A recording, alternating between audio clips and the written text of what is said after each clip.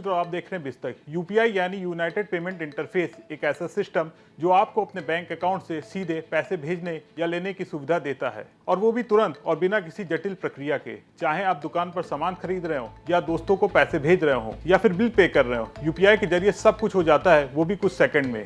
Google पे, phone पे, Paytm जैसे ऐप्स यूपीआई की मदद से काम करते हैं, लेकिन अब यूपीआई पर एक बड़ी खबर सामने आई है। अब यूपीआई लेनदेन पर चार्ज लग गया है। बैंक गूगल पे, फोन पे, मोबीक्विक, रेजर पे जैसे पेमेंट एग्रीगेटर से यूपीआई ट्रांजैक्शन के लिए फीस वसूलेगा। तो क्या फ्री यूपीआई का दौर खत्म हो गया है? अब यूपीआई पर कितना चार्ज लगेगा, और सबसे बड़ा सवाल, इसका आम आदमी पर क्या असर पड़ेगा? सब कुछ जानिए इस वीडियो में, वो भी विस्तार के साथ। अब तक देश में यूपीआई पर ज्यादातर बड़े बैंकों ने कोई चार्ज नहीं लगाया है, लेकिन अब निजी क्षेत्र का एक बड़े बैंक आईसीआईसीआई ने इस ओर एक कदम बढ़ाया है। अब बैंक गूगल पे, फोन पे, मोबीक्विक, रोजर पे जैसे पेमेंट एग्रीगेटर से यूपीआई ट्रांजैक्शन पर फीस वसूलेगा। बैंक पेमेंट एग्रीगेटर से यूपीआई ट्रांजैक्शन के लिए फीस वसूलेगा।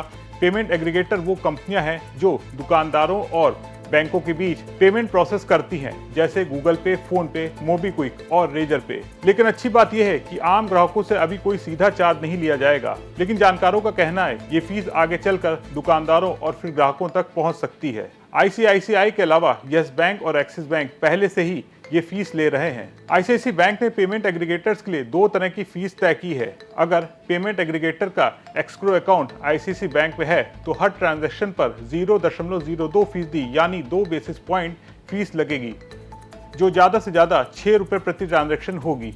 यानी अगर आप 10,000 रुपए का पेमेंट करते हैं तो फीस 2 रुपए होगी। अगर एग्रीगेटर का एस्क्रो अकाउंट आईसीआईसीआई बैंक में नहीं है तो फीस दोगुनी लगेगी, यानी 0.04%, जो 4 बेसिस पॉइंट होगी, जो ज्यादा से ज्यादा 10 रुपए प्रति ट्रांजैक्शन होगी। लेकिन अगर दुकानदार का बैंक अकाउंट आईसीआईसीआई में है और पेमेंट सीधे उसी खाते में जाता है तो कोई फीस नहीं लगेगी। इसका मतलब है कि बैंक उन दुकानदारों को फायदा देना चाहता है जो उनके साथ बैंकिंग करते हैं, ताकि बैंक अपने बैंक अकाउंट में जमा पैसे पर ब्याज कमा सके। आप सोच रहे होंगे आखिर यूपीआई जो अभी तक मुफ्त था उस पर अब फीस क्यों?